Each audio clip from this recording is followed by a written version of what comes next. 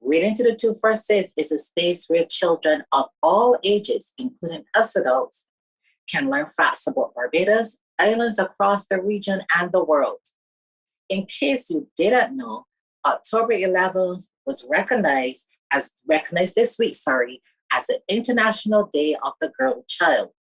The theme for this year is Our Time is Now, Our Rights, Our Future. And our guest for this evening truly embodies this year's theme. Welcome, Firhaana Bulbulia. Hi, I'm happy to be here. Firhaana Bulbulia holds a Master of Arts in Education, Gender, and International Development from the University College of London. She is a gender and communication specialist with over 5 years' experience working with the United Nations. She is the founder of the Barbados Association of Muslim Ladies, project coordinator for You Report Barbados, and a trained special needs teacher. She is also a One Young World Youth Ambassador, Queen's Young Leader, and a Chevening Scholarship. Welcome again to Reading to the Two First States, Firhaana. Share with our readers, what is a gender communication specialist, and why is it important for all genders to have equal opportunities and rights? Thank you, Karen, and hi to all of our viewers for joining us today. Well, my work as a gender and communication specialist, it sounds a bit complicated, but essentially I help agencies within the United Nations to communicate effectively to people like you and ensure that the things that we're doing and the things that we're working on and the really important topics that we understand them and we understand how it relates to us here in Barbados and our day-to-day life. So essentially that is my role.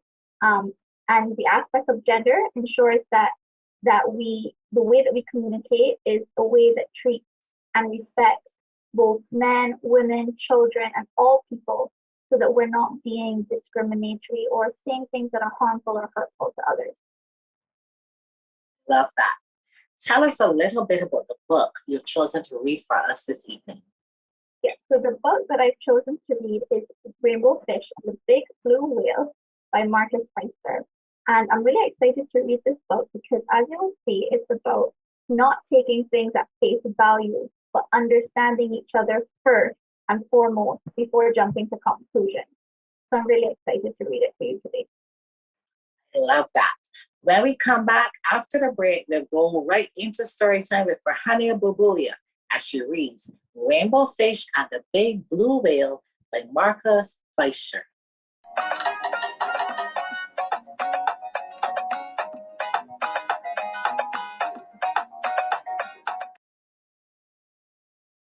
Okay, over to you, Firhaana. Thank you.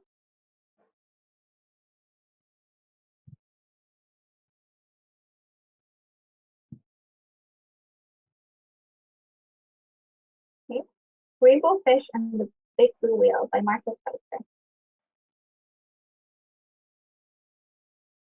A long way out in the deep blue sea, Rainbow Fish and his friends swam happily through the reef. Each of them had a glittering silver scale, except for one little striped fish, but he belonged to the group anyway. When the fish were hungry, they ate tiny krill. They seemed to be endless supplies of the delicious shrimp. Rainbow Fish only needed to glide gently through the water with his mouth open to catch as many as he wanted. It was a wonderful life.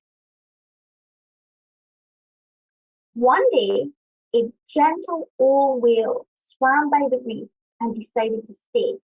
He liked the spot since he too ate the krill that were so plentiful there, and he enjoyed being around the glittering fish. Often, he drifted along watching them for hours, admiring their beautiful silver scales. Before long, the fish with the jagged fins noticed the whale watching them. "Why is he looking at us like that?" he asked the others. He was in a particularly bad mood that day. "See how he's staring at us? he went on irritably. Who knows what he's thinking?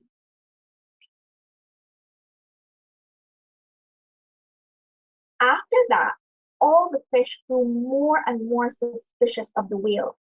Look at that giant mouth, said one. Soon the krill will all be gone. Rainbow fish began to worry. Until now, the fish had always been able to eat their fill. What if the whale did eat up all the krill? And why did he keep staring at them? Was he planning to eat them too?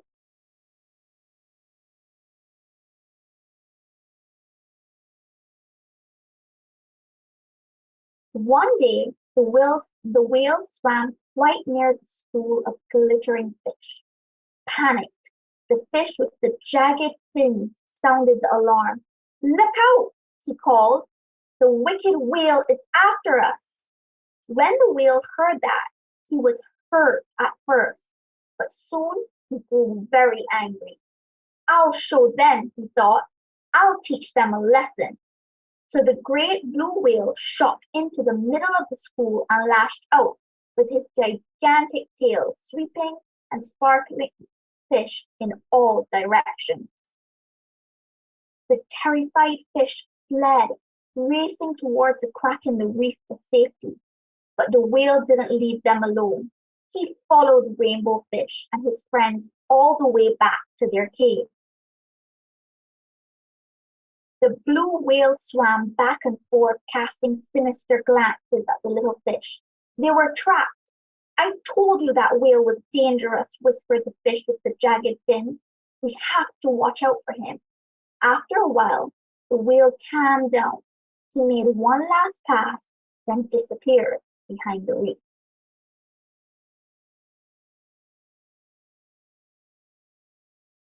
Nervous but driven by hunger, the fish cautiously left their cave and swam off in search of food. But the battle with the whale had left its mark. All the krill had been driven off. This is silly, declared Rainbow Fish. Before we played happily in the sea. Now we hide in terror in our cave because there was always enough food for everyone. Now we have nothing. We must make peace with the whale. The other fish were all too afraid to approach the whale. It was up to Rainbow Fish. The whale stared at Rainbow Fish suspiciously. Please, let's talk, said Rainbow Fish. This fight was all a big mistake. It drove off the krill, and now we're all hungry. The two talked for a long time. The whale told Rainbow Fish how hurt and angry their hostile words had made him. I never meant to harm you, said the whale. Just scare you a little. Rainbow Fish was ashamed. I'm sorry, he said, but when we saw you watching us all the time, we were afraid you might eat us. The whale looked surprised. I watched you only because your shining tails are so pretty, he said. They both laughed. Come now, said the whale. Let's find new hunting grounds.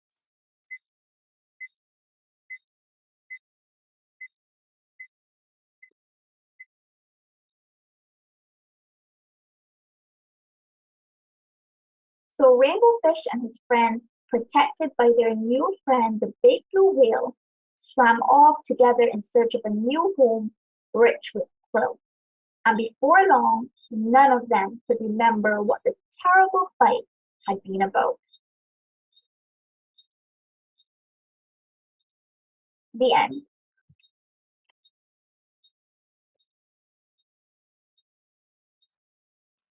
That's it for story time.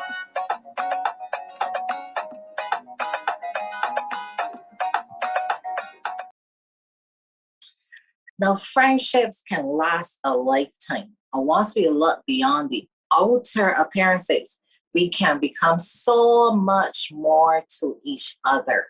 Mm, beautiful story.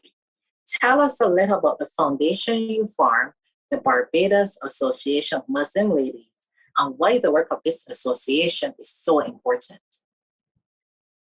Thank you for that great question, Karen. So when I was 16 years old, I started the Barbados Association of Muslim Ladies because at the time I felt that Muslim women and girls were misunderstood. And we also needed safe spaces where we can come together and talk and connect with each other. One of the things that I realized, which is very similar to the story, is that when persons look different to each other, they feel that the differences are bigger or magnified, and it causes us to be disconnected from each other. But when we actually talk to each other and get to know one another, we realize there are so many more similarities and so many more things that we can connect together on and enjoy together, that outer appearances don't matter. So that is why I started the association to promote inclusion and togetherness and ensure that different communities come together and talk to each other. And I, I have to say, I've actually met with some of the persons that have actually participated or attended some of the events that you've planned, and I've always felt embraced, included. So it was a great initiative for them. You are a Chevening Scholarship winner, and you also represented Barbados recently at a forum in London. Tell us a little about both experiences. So I am a Chevening Scholar, which means that I was funded by the Foreign and Commonwealth Office to pursue my master's degree in the United Kingdom. So in 2016, I went to the UK for 1 year to get my master's degree in education, gender, and international development. And I studied in London. So essentially, that's what being a Chevening Scholar is. And Chevening Scholarship opens every year, and the applications close in November. So definitely, I would encourage all young persons to apply to be a Chevening Scholar as well. I recently would have gone to London for the One Young World Summit. It was actually in Manchester, not in London, and I represented Barbados. So every year, the One Young World Summit happens in different cities across the world, and it's meant to bring together young people who are working in communities and working on different issues so that we could talk about the solutions and find new ways to deal with the issues that we're facing and bring those ideas back to our country. So I was happy to be able to represent Barbados, my island, and also Muslim women as well. Now, there's a beautiful picture of you wearing your outfit, where you have the Barbados trident on the back and the flag. Do you mind just sharing with us a little bit about the theme behind that particular outfit? Yeah. So as I mentioned, the summit took place in Manchester.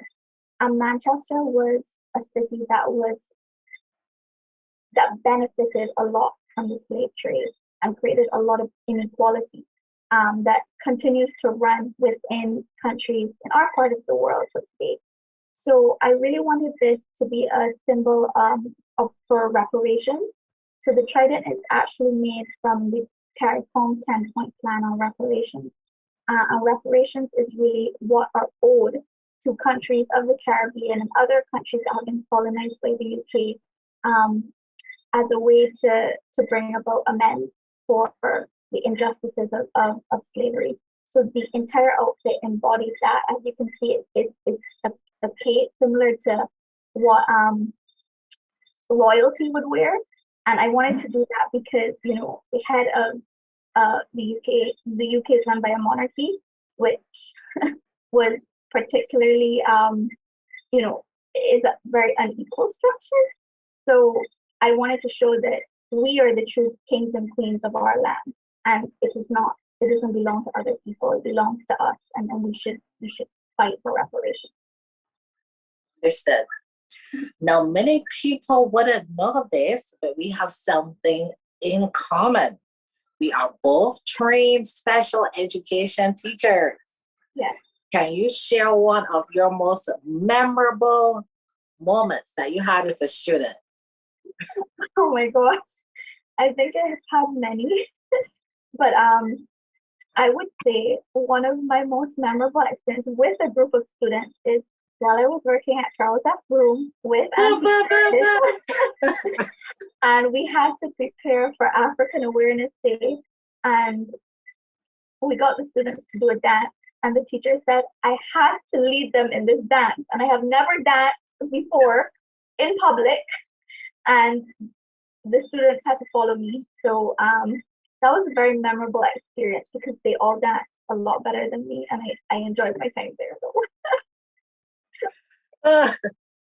I remember the dance. I also remember the artwork that you did. I remember you drew the pictures, the black and white pictures. I remember those. Really, yeah. So you weren't good at. You say you weren't good at dancing, but you were always hard of yourself. But you were definitely good at art. I remember that. I definitely remember that. Now, when we come back, it's time for a Bajan mash up.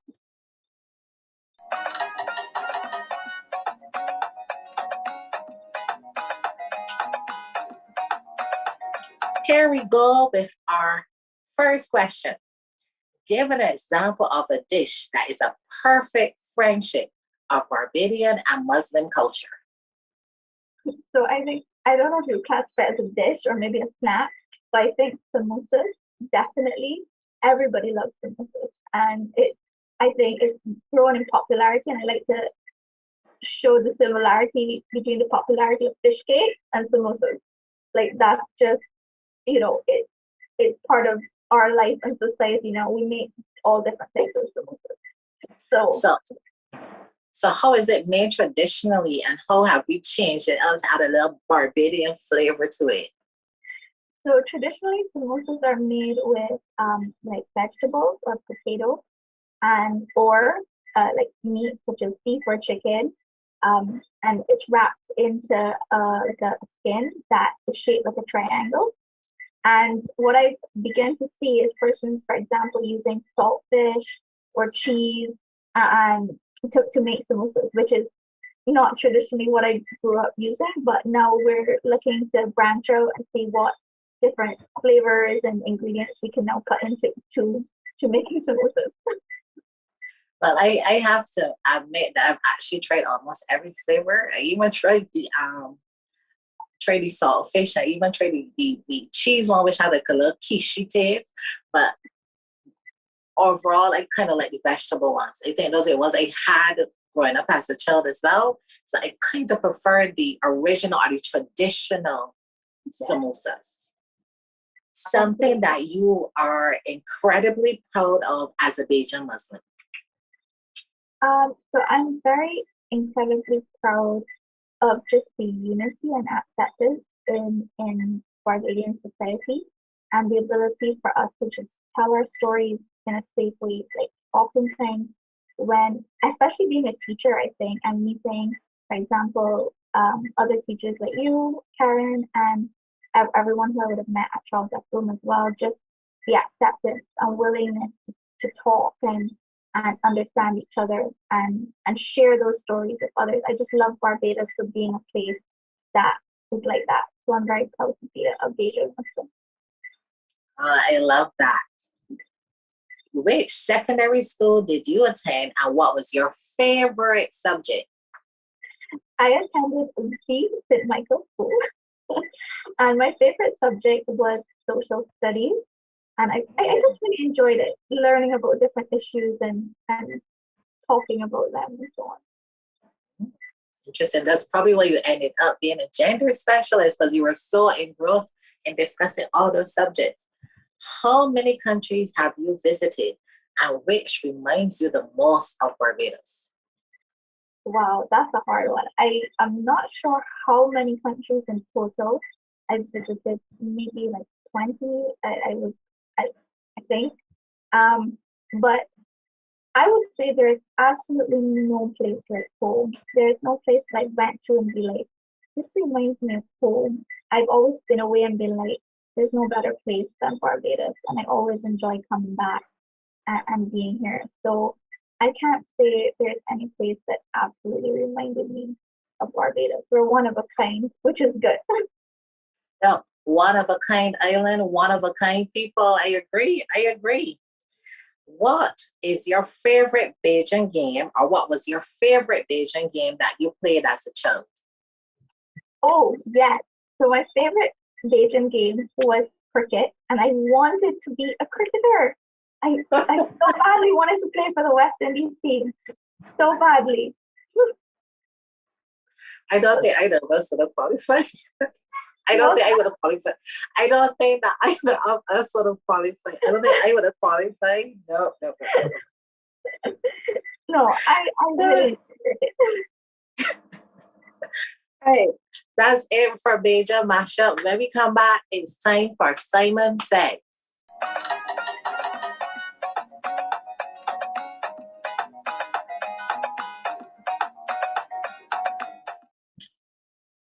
Now that's it for, sorry, our Simon Says last week went on the river or behind the post. Who, what, or where am I? It went on the river or behind the post. Who, what, or where am I? And because we were reviewing Adrian at Large, the answer was the Constitution River Terminal and the Cheapside Terminal in Bridgetown. This week's Simon goes, to many, I'm just wrong goo. But to you, design with me, you do. But I read it again. To many, I'm just wrong goo. But to you, design with me, you do. One last time. I say, Firhaana, thinking. This week, Simon Says goes, to many, I'm just wrong goo. But to you, design with me, you do. Now remember, children and parents, to like, comment, and share on our Reading to the 2 First Dates Facebook, Instagram, and YouTube pages. Special thank you to you, Firhaana, for agreeing to join with us and being a part of our Reading to the 2 First Dates family. Any words before you go? Just thank you for having me, and I really enjoyed reading to all of you. Thanks again. Now remember, readers, reading takes you where your imagination can't. Have a great evening.